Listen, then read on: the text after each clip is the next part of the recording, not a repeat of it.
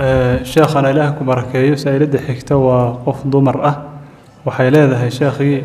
uur 3 bilood ah oo gogol dhaaf ayaan yeeshay kadib waxaan ka baqay fadeexad waxaan sameeyay dawooyin ma qaatay waxaan igu saacideeyay nin farmashiile ah arrintii baan rabnaa inaan ka toobadkeeno ninkiina way la xumaatay ninkii farmashiyaha joogay arrinta garabka igu saacideeyay way la xumaatay marka inaan ka toobadkeena rabnaa seen uga toobadkeeni karaa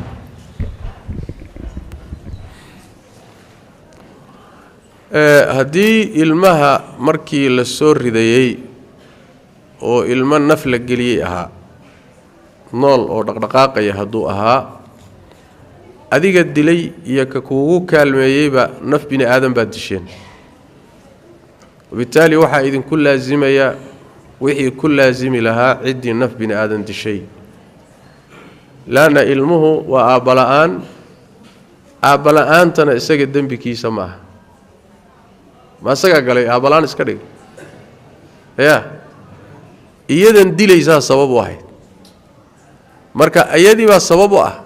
dembigiina isagii baa loo dili ma saxba cadaalad ma aha ilmaha waladu zinaha ah waalidkii kuwii dhalay waxay sameeyeen isagu dambi kuma leh bini aadam ixtiraam la waa bini aadam xuquuq la waa bini aadam lamida way bini aadamka kale xuquuqda uu leeyahay buu leeyahay laguma xad gudbi karo dhigiisa lama dili karo xooliisa laguma xad gudbi karo saas daraadeed in la dilo oo la soo ridana waa ithmi markuu dhasho in la dayacana waa dambi lama ogola hadaad sameeyeen waa inaad toobad keentaan oo muxuu ahaayay hadii naf la geliyo ruux naf ku jirta uu ahaa 2 bilood oo isku xigta waa inaad soontaan adiga iyo iyaduba ninkii ku kaalmeeyay iyo adiga dilay labadaba sidoo kale waxaa laga rabaa inay bixiyaan 5 neef oo geel qurra ilmaha uurka ku jira intuusan soo bixin hadii la soo rido nabigu sallallahu alayhi wasallam wuxuu xukumay waxa ka laazimaya maktiisu waa adoon ama adoon culimadu waxay ku qiimeeyeen salafku iyo saxaabadu waxay ku qiimeeyeen 5 halaad